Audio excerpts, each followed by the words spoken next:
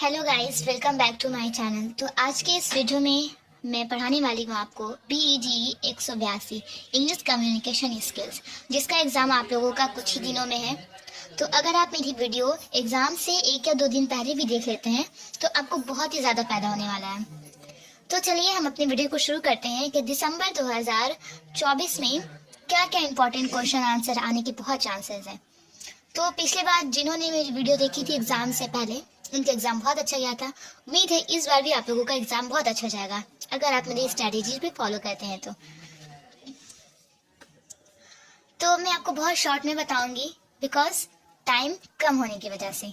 अगर आपको बहुत ही ज़्यादा लॉन्ग वीडियो पढ़ना है, इसका डिटेल पढ़ना है, तो आप मेरे प्रीवियस वीडियो को भी देख सकते हैं जिसमें मैंने बहुत ही अच्छे से एक्सप्लेन करके ये सारे सब्जेक्ट को टॉपिक वाइज करके अच्छे से समझाया है। तो चलिए आपको ये बताते हैं कि इस बार कौन सा बहुत ज़्यादा इम्पोर्टेंट है, कौन सा ब्लॉक और कौन सा टॉपिक बहुत इम्पोर्टेंट है, एग्जाम में आने के बहुत चांसेस हैं। अगर आपको इसके बारे में खास नॉलेज नहीं है फिर भी आप कैसे पास हो सकते हो, ये सब बारे में हम इस बार डिस्कस करेंगे।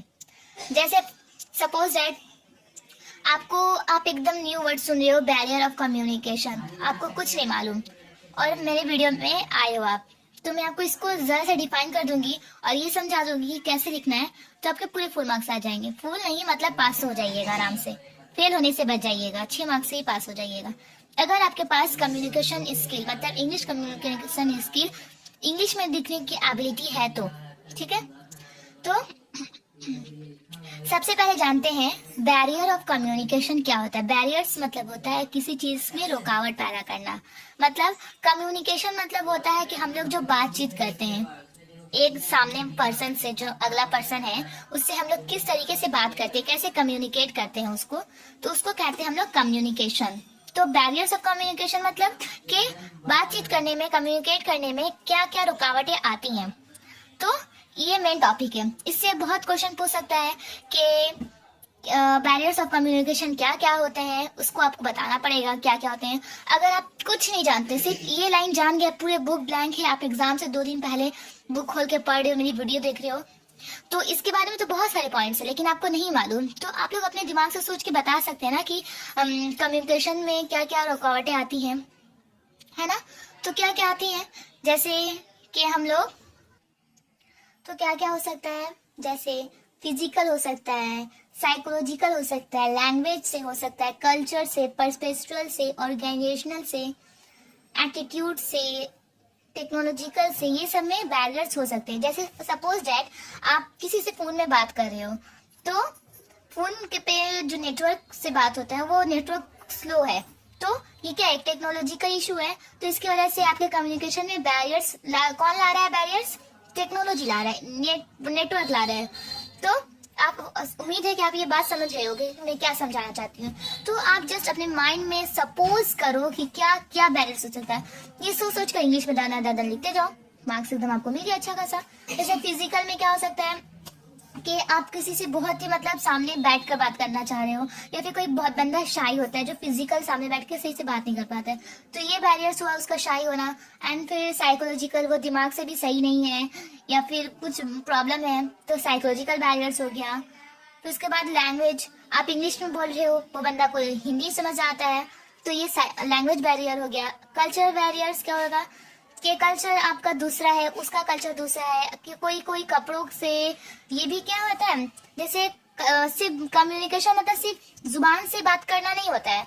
कम्युनिकेशन मतलब होता है कोई भी चीज को जैसे कोई डायग्राम बनाती हैं आप, ये भी एक दूसरे से आप कम्युनिकेट कर रहे हैं, कोई डायग्राम के जरिया, कोई किसी के कल्चर के जरिया, या फिर किसी बार ग्राफ के जरिया, पाई चार्ट के जरिया, फिर रिटर्न लिखकर जो बैरियर होते हैं, जैसे व्हाट्सएप चैट करते हैं हम लोग, ये रिटर्न कम्युनिकेशन है।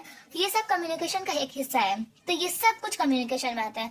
जस्ट आप दिमाग में सोचते जाएं बैरियर्स ऑफ कम्युनिकेशन क्या होता है, लिखते जाएं। तो ये एक छोटा सा टॉपिक था जो मैंने आपको समझाया, इससे बहुत सारा क्वेश्चन आप सॉल्व कर सकते हैं दिमाग में सोच सोच कर और इंग्लिश में लिख के पास हो सकते हैं। तो मैंने आप लोगों के लिए थोड़ा सा मेहनत किया है। तो ये दिसंबर 2024 का पेपर मैंने लिखा है पूरा, जो आपके एग्जाम पॉइंट ऑफ व्यू से बहुत ही ज्यादा इंपॉर्टेंट है, ठीक है।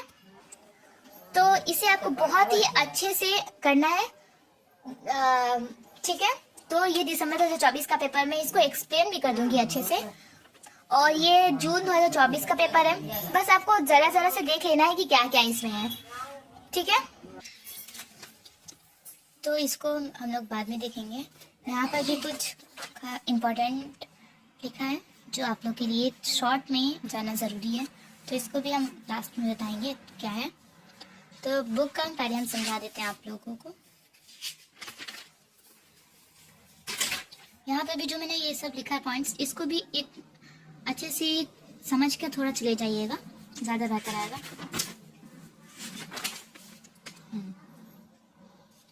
तो व्हाट इज कम्युनिकेशन अगर आ गया तो आप लोगों को क्या लिखना है, मतलब टू कम्युनिकेट विथ समवन, ठीक है।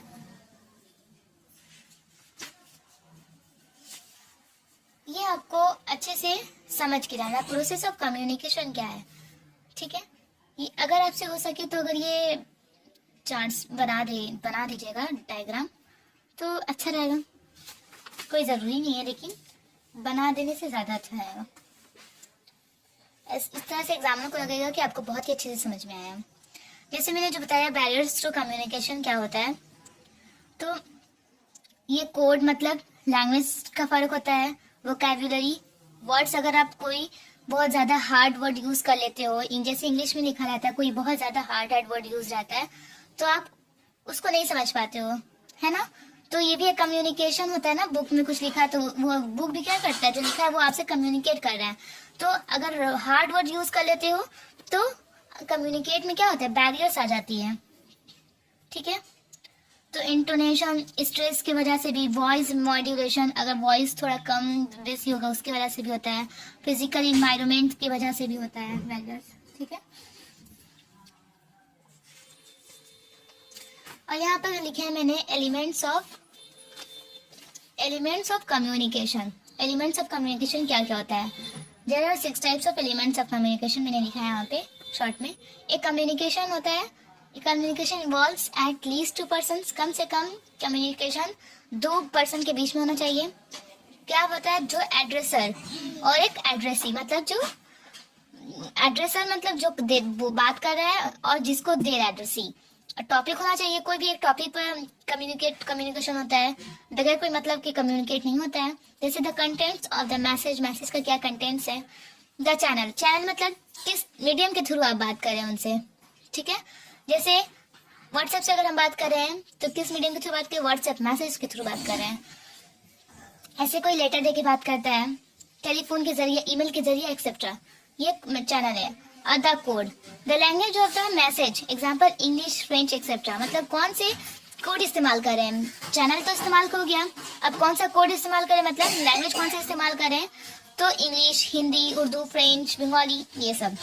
और the message from the selection, तो the message from the selection of particular grammar and technical choice of the message, मतलब किस तरह का आप वर्ड यूज करें, कैसा ग्रामेटिकल, ये सब देखा जाता है। फिर the setting, the social physical setting, मतलब किस तरह का सेटिंग है, आप फिजिकल बात कर रहे हैं, शोर मतलब दूर से, जैसे व्हाट्सएप इंटरनेट के थ्रू बात करें, क्या सेटिंग है।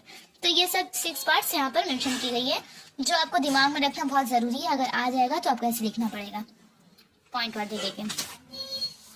यहाँ पे ये बताया गया है डिफरेंट टाइप्स ऑफ कम्युनिकेशन, ठीक है। तो टाइप्स ऑफ कम्युनिकेशन 2 तरह का होता है, एक वर्बल कम्युनिकेशन, एक non verbal communication. Verbal communication मतलब द कम्युनिकेशन थ्रू वर्ड्स, जो आप वर्ड्स के थ्रू बात करते हैं, मतलब किसी से मतलब स्पोकन करके बात करते हैं। और नॉन वर्बल मतलब जो वर्ड्स के थ्रू नहीं बल्कि साइंस के थ्रू, मतलब sign, symbols, posters, body language, ये सब के थ्रू आप बात करते हैं। जैसे gestures, expression, movement, through medium जैसे स्माइल, साइलेंस। जैसे इसका क्या मतलब है नॉन वर्बल कम्युनिकेशन, जैसे मैं आपको समझा रही हूँ। जैसे कोई बहुत दुख में है, ठीक है, वो तो हंसेगा नहीं, वो थोड़ा मुंह बनाकर साइलेंस रहेगा, है ना। तो उससे आप क्या समझ जाइएगा उसको देखकर कि वो दुख में है। तो ये भी क्या हुआ, आप एक दूसरे से कम्युनिकेट किए हैं, ठीक है। तो जैसे कहीं पर कुछ पोस्टर बना रहता है कुछ पोस्टर बना के लगा रहता है दीवार पे, वॉल पे। तो पोस्टर के साथ कुछ गेस्टर्स भी रहते हैं, कुछ सिंबल्स रहते हैं कि इंसान समझ जाए कि एक्चुअली किस बारे में बात हो रही है। तो वहाँ वो पोस्टर, वो गेस्टर्स जो होता है वो भी मुझसे क्या करता है, हम लोगों से कम्युनिकेट करता है। अगर कोई कहीं आप इंटरव्यू देने जाए या फिर कोई भी नॉर्मली कोई इंसान से ही मिले, आपका बॉडी लैंग्वेज से वो इंसान समझ जाता है कि आप क्या उसे और कहना चाहते हो, है ना। तो ये सब भी चीज बहुत इफेक्ट करती है। सब क्या होती है, किस चीज में आती है, नॉन वर्बल कम्युनिकेशन में आती है। सपोज जैसे पुलिस मैन हैंड दिखा के कहता है कि उस साइड जाना है, जिस तरह मतलब ट्रैफिक पुलिस, तो ये सब भी क्या है, वो इशारा कर रहा है, साइन दे रहा है। तो ये भी नॉन वर्बल कम्युनिकेशन में आता है। और वर्बल कम्युनिकेशन हम लोग को 3 पार्ट्स में डिवाइड है, एक रिटन, एक ओरल, एक विजुअल्स। रिटन में क्या, जैसे स्टेबल, कल्चर, ट्रांसलेट, मतलब जो लिख कर हम लोग कम्युनिकेट कर जैसे न्यूज़पेपर, बुक, लेटर, चार्ट्स, ये सब क्या हुआ है, रिटन कम्युनिकेशन है। ओरल कम्युनिकेशन जो हम लोग वॉइस से बोलकर कम्युनिकेशन करते हैं, ठीक है। जैसे व्हाट्सएप में भी जो वॉइस यूज करते हैं वो भी एक ओरल कम्युनिकेशन हुआ। और जैसे फोन पे बात करते हैं, सामने से बात करते हैं, ये सब विजुअल्स मतलब जो पिक्चर दिखा के बात करते हैं, विच कैन बी सीन, जो हम लोग देख सकें, ठीक है। जैसे ट्रैफिक लाइट्स एक विजुअल कम्युनिकेशन है, जो हम लोग को दिखाता है लाइट्स कि हाँ हम लोग को रुक जाना है, पार होना है, रोड क्रॉस करना है। इस तरह से ये क्या है, एक विजुअल कम्युनिकेशन है, ठीक है। उम्मीद है ये बहुत अच्छे से आपको समझ में आया होगा। तो इससे रिलेटेड आपको कुछ भी आता है ना, अगर आप भूल भी गए तो सिर्फ प्रैक्टिकल दिमाग में रखकर सोचिएगा और सबका आंसर अपने लैंग्वेज में देते जाइएगा आराम से, ठीक है। फॉर्मल कम्युनिकेशन एलिमेंट्स क्या क्या होता है। फॉर्मल मतलब जैसे आप कहीं भी जाते हैं तो इंटोनेशन करते हो, बॉडी लैंग्वेज आपका देखा जाता है, आई कांटेक्ट देखा जाता है, फ्लुएंसी देखी जाती है। Advantage of non verbal communication क्या एडवांटेज, कि साइन मतलब कोई साइन के थ्रू इस्तेमाल होता है, सिंबल्स होता है, इसमें कुछ आपको ओरली नहीं करना पड़ता है। ये सब एडवांटेज है। जैसे फ्लो चार्ट्स, यहाँ पर आप एग्जांपल के तौर पर कोई चार्ट्स बनाकर दिखा दीजिएगा, इससे ज्यादा मार्क्स गेन होते हैं, ठीक है। और रिटन मूड यूज्ड, जैसे रिटन मूड यूज क्या होता है, जैसे ऑफिशियल रिकॉर्ड्स के तौर पर जो रखा जाता है रिटन, ये भी एक है। Articles, letters, supplements, oral communication, oral communication यहाँ आता था। तो ये रिटन मोड है सब, ठीक है। ये कुछ खास नहीं है, फेस टू फेस इंटरेक्शन।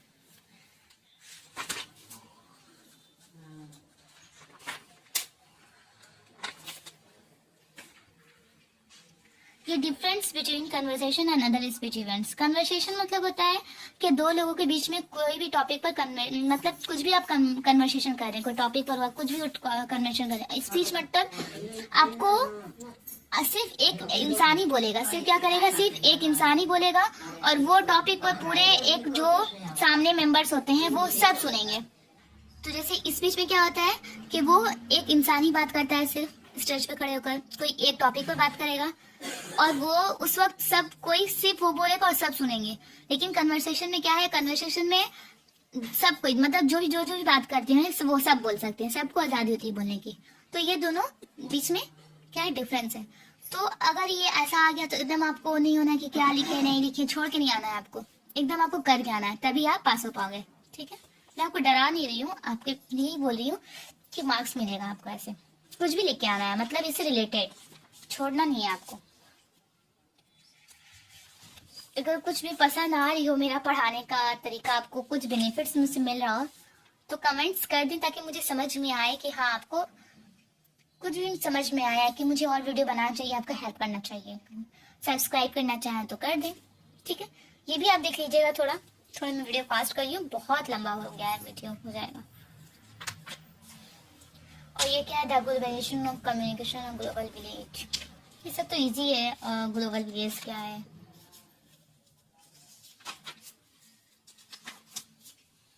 ये सब कुछ खास तो है नहीं, आपको मेन ये इतना भी पढ़ लिया ना आप तो ठीक है। और अगर कोई बाय चांस ऐसा वर्ड आ गया जो आप नहीं समझ रहे, लेकिन अगर थोड़ा सा भी उस बारे में आइडिया हो आपको, तो उससे रिलेटेड आपको कुछ लिख के आना है, ठीक है। जैसे घुमा फिरा के पूछ सकता है, वर्बल कम्युनिकेशन का, नॉन वर्बल कम्युनिकेशन का, बैरियर्स ऑफ कम्युनिकेशन का, व्हाट इज कम्युनिकेशन का, ये सब पूछ सकता है। तो कुछ लिख के आइएगा, ठीक है।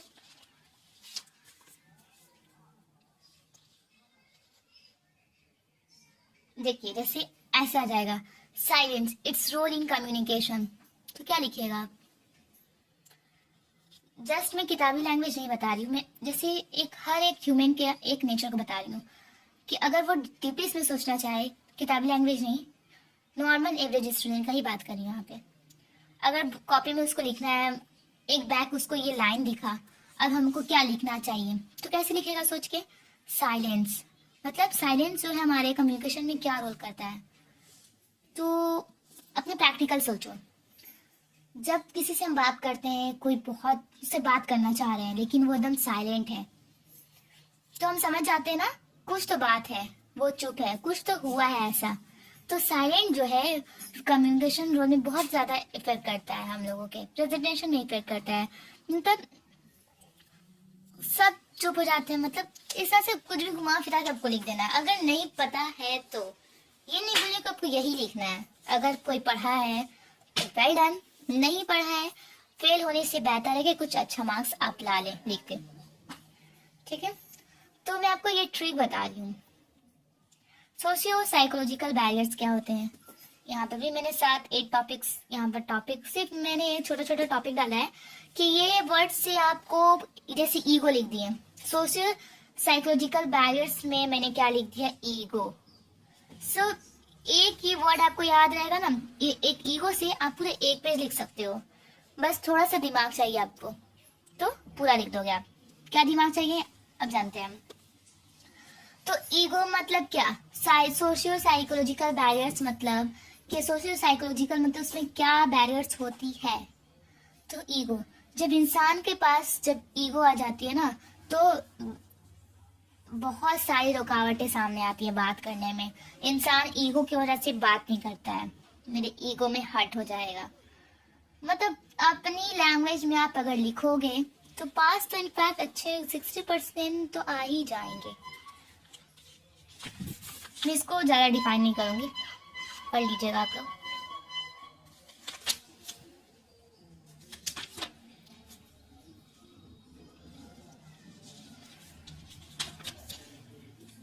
हाँ, ये थोड़ा इम्पोर्टेंट है कि 6 क्या है languages that see you through as a communicator. अगर आ गया तो ऐसे चार्ट जैसे बना दोगे तो बहुत ही बेटर है। ये बस याद रखना है कि वाई आई एम कम्युनिकेटिंग, ठीक है, with whom am I communicating, how should I communicate, what I am communicating, where am I communicating, when am I communicating। तो ये 6 पॉइंट से आपको याद रखना है। लास्ट में है, आप इतना भी करके जाते हो तो बहुत है, उसके बाद ग्रामर शिक्षण आता है आपका, उससे ही आप बहुत ही अच्छा खासा मार्क्स गेन कर लोगे कि आराम से इस पेपर में पास हो जाएगी। ये पेपर तो बहुत इजी है, आपको कुछ जरा सा भी टेंशन नहीं लेना है कि क्या होगा, फेल तो नहीं हो जाएंगे, बिल्कुल नहीं फेल होइएगा आप। मैक्रो फंक्शंस ऑफ कम्युनिकेशन क्या होता है, इसमें आता है फर्स्ट में टॉपिक में लिखा emotive communication, sorry emotive function to communicate the inner state of mind and emotion, for example, oh my god, oh no, that is called a emotive function। ये macro functions of communication क्या है। Directive functions, this function seeks to affect the behavior of others, for example, fetch me a glass of water please, please। Fatigue function, this is to open the channel of communication or checking that it is working, for example, hello, is it Ram और can you hear me miss गिधान। जो भी poetic functions, इसका थोड़ा सा आप देख लीजिएगा, ज़्यादा नहीं देखना है। इतना मैंने कहा ना, इतना करके जाएंगे आप। जैसे आपका ग्रीटिंग्स वर्ड आ गया, इससे रिलेटेड कुछ क्वेश्चन आ गया, क्या कीजिएगा, कुछ नहीं करना है आपको। ग्रीटिंग्स मतलब मालूम है, कुछ भी क्वेश्चन है घुमा फिरा के लिख देना कि ग्रीटिंग्स मतलब क्या होता है, आपको मालूम नहीं ग्रीटिंग्स मतलब क्या होता है। किसी को ग्रीट करना, जैसे हेलो राज, हाय, अस्सलाम वालेकुम, नमस्ते, that's called greetings.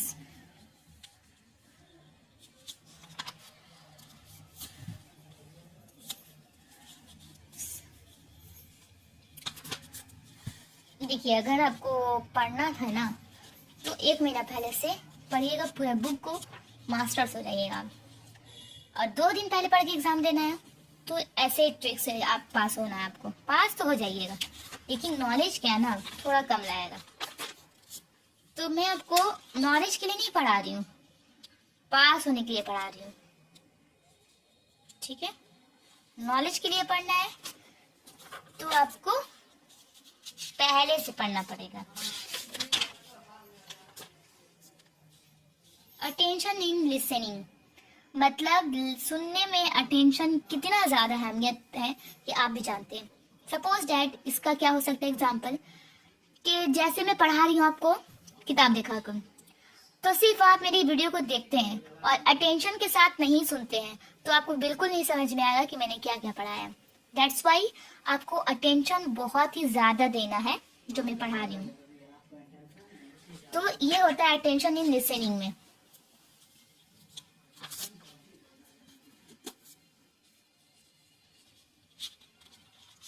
Group discussion and meetings, क्या होता है group discussion and meetings? Group discussion मतलब कुछ लोग होते हैं जो कोई सी टॉपिक पर डिस्कशन करते हैं। मीटिंग्स मतलब मीटिंग भी उसी तरह का है कि मीटिंग में एक पहले से पूरा बैट बनाया जाता है, वो क्या बोला जाता है कंप्यूटर में, पीटीएम पीटीए करके होता है ना, भूल गई मैं, उससे लेके बनाया जाता है प्रोडक्ट, वो भी है अलग, कुछ खास टॉपिक नहीं है वो।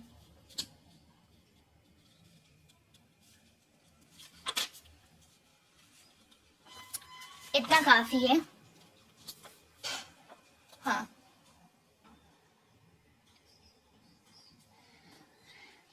प्रेजेंटेशन देने जाइएगा। Away of communication address a group of people, it has 3 steps, beginning, middle, conclusion.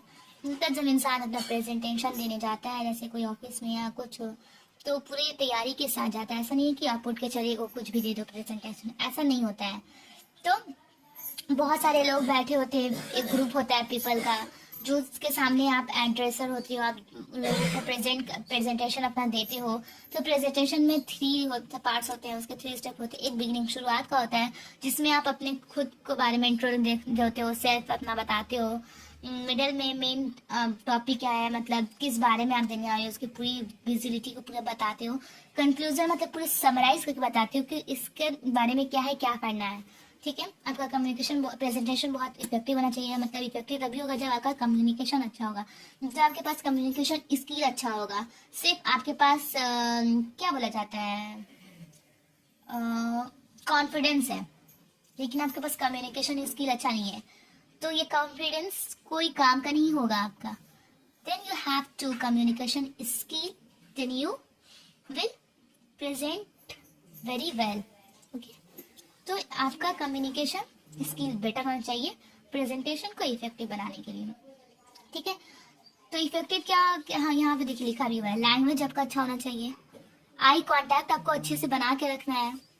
Posters मतलब अगर जब आप प्रेजेंटेशन देते हो, जैसे उसमें पहले से पीपीटी बना के लाया जाता है कंप्यूटर से, तो उसमें जो भी बनाए हो वहाँ पे साइड में पोस्टर भी कुछ दिखा दो, जैसे विजिबिलिटी के लिए कि क्या है, समझ रहे हो। जैसे कि किसी कार के बारे में आप बता रहे हो, कोई कार को लॉन्च करने जा रहे हो, तो कार का भी फोटो होना जरूरी है ना, सिर्फ लिखा रिटर्न रहने से नहीं चलेगा, कार का भी फोटो है ना, विजिबिलिटी पोस्टर दिखाना जरूरी है।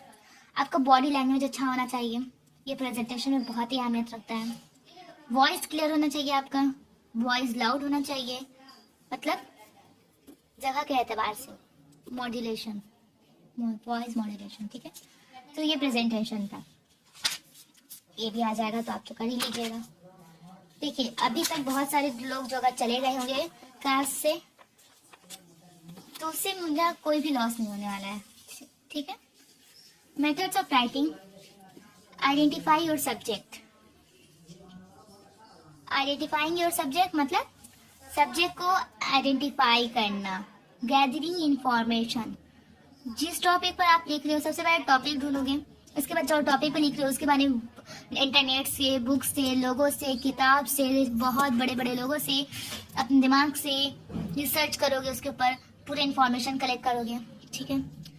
पर्पस निकालोगे, क्यों लिख रहे हो, नोइंग योर रीडर, और क्या किसके लिए लिख रहे हो, ये आप जो लिख रहे हो वो कौन पढ़ेगा, उस रीडर को जानते हुए आपको क्या करना है, कोई भी चीज राइटिंग लिखना है। सपोज दैट आप एग्जाम देने जाते हो, जो क्वेश्चन का आंसर देते हो, तो आपको मालूम है कौन पढ़ेगा उसे साथ, मतलब अच्छे से लिखते हो कि आपके एग्जामिनर को समझ में आ जाए, ठीक है। लेकिन आपने इंग्लिश लैंग्वेज इंग्लिश चूज किया है, अब लिख दोगे उड़िया में, लेकिन ये पढ़ेगा कौन, चेक कौन करेगा, रीडर कौन है इसका, इंग्लिश के पास ही जाएगा। आप इंग्लिश चूज किए हो तो कोई मतलब नहीं हुआ इसका।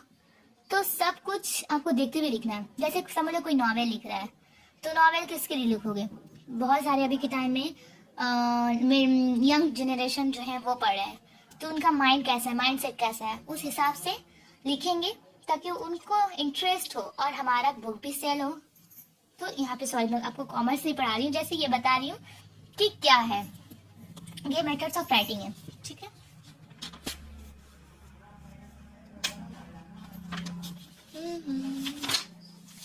अब इसमें तो कुछ खास है नहीं। कैरेक्टरिस्टिक्स ऑफ रीडिंग, ये भी बताना जरूरी है क्या, ये भी बहुत अच्छा है। इस अगर देखो ये नहीं भी समझाएंगे ना तो इतने ही से समझ जाना आपकी रीडिंग का क्या खासियत है, बता दोगे, ठीक है। बस अब हम लोग आते हैं ग्रामर सेक्शन में, इसमें अब कुछ नहीं है, खत्म खत्म। अब ये है हम लोगों का पेपर दिसंबर 2024 का, जो आपके एग्जाम 2025 के लिए मोस्ट इम्पॉर्टेंट पेपर है। इसको आपको अच्छे से करके जाना है। तो चलिए देखते हैं फर्स्ट क्वेश्चन क्या है इसका।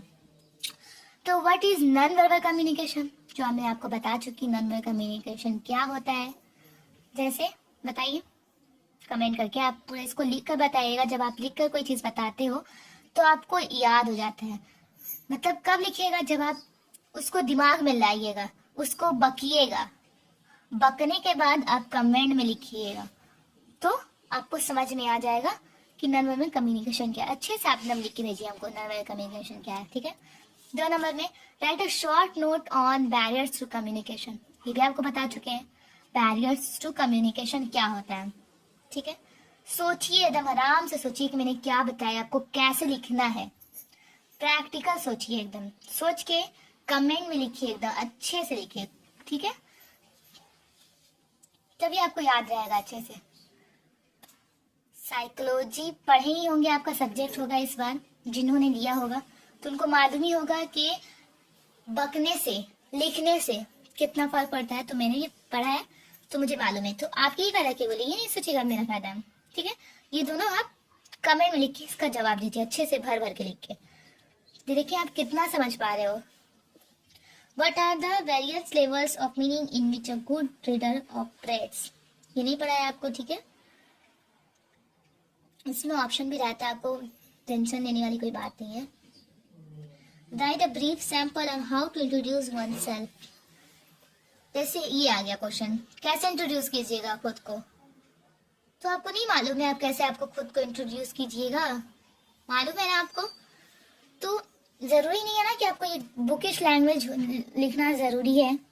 पास होने के लिए अपने लैंग्वेज में लिख के आइएगा कि आप खुद को कैसे इंट्रोड्यूस कीजिएगा, लिख के आइएगा एकदम आराम से, कमेंट करके बताया। अगर कुछ गलत होगा, आप गलत बोलेंगे तो मैं इसको सॉल्व कर दूंगी। ये मैंने आपको पहले ही बोला था, होमोनिम्स और होमोफोन्स इंपॉर्टेंट है, इसको तो आप जरूर देखना, जो इस वीडियो में नहीं बताया। अगर इसको बताए थे थोड़ा लंबा हो सकता है, मैं बता देती, लेकिन मैं इसमें नहीं बताना चाहती हूँ। ये discuss that characteristics of good communication, good communication का क्या खासियत है, क्या खासियत है बताइए। मैंने सब पिछले वीडियो में बताया है, अच्छे से बताया है, मतलब सॉरी पिछले वीडियो में अभी थोड़ी देर पहले इसी वीडियो में शुरुआत में बताया है आपको। तो क्या खासियत है गुड कम्युनिकेशन का, सोचिए। आपको मैं सोचने पे क्यों मजबूर कर रही हूँ कि जितना सोचिएगा उतना दिमाग में आएगा, और यही सोचना आपको एग्जाम में लिखवा के ही आएगा, ठीक है। उसके बाद make a 5 minutes presentation on any one of the following, आ गया ना आपका प्रेजेंटेशन जो मैंने आपको समझाया था अभी।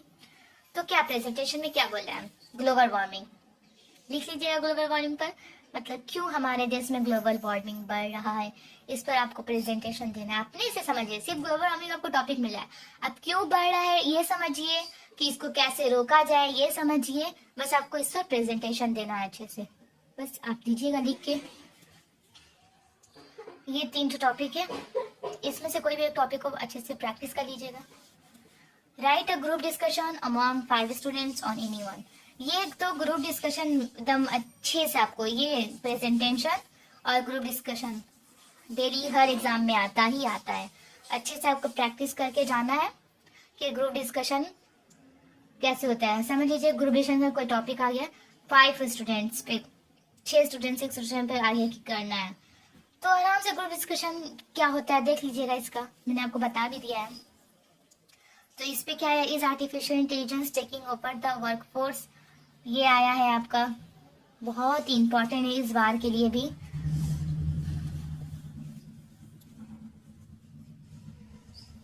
ठीक है, और यहाँ पर देखिए, अगर ऊपर जितना मैंने समझाया इतना पढ़ लीजिएगा, जितना मैंने समझाया अच्छे से इतना काफी है पेपर में पास होने के लिए।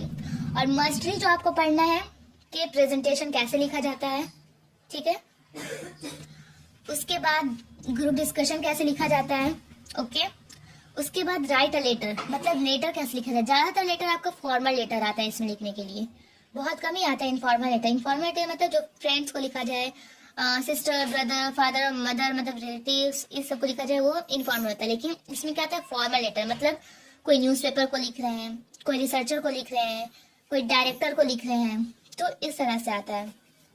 तो ये पेपर ही 2024 का ही करके जाइएगा तो बहुत है, और जितना मैंने समझाया है। तो मैं और क्या आपको दिखाने जा रही थी, हाँ लेटर कैसे लिखते हैं शॉर्ट में एकदम,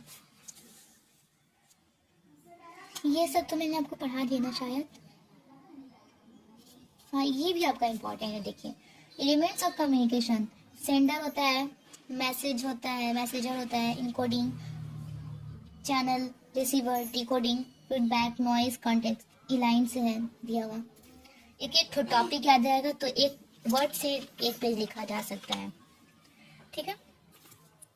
तो ये लेटर लिखने का तरीका, टू द, ये फॉर्मेट है, मतलब टू द एडिटर, जैसे टाइम्स ऑफ इंडिया को लिख रहे हैं, अपना एड्रेस लिखिएगा, यहाँ पर डेट लिखिएगा, सब्जेक्ट क्या है, जैसे सब्जेक्ट क्या है हम लोग लिख रहे हैं अपने म्यूनिसपैलिटीज़ को कि हमारे एरिया में पानी की ये कमी हो गई, ये है, तो रेस्पेक्टिव सर, ये फॉर्मा जो होता है शुरू का लाइन एकदम इसको रट्टू तोता की तरह रेट लीजिएगा। जैसे I am writing this letter to kindly inform you as to bring your kindness to a serious problems our area which needs water, electric, फला फला, ठीक है।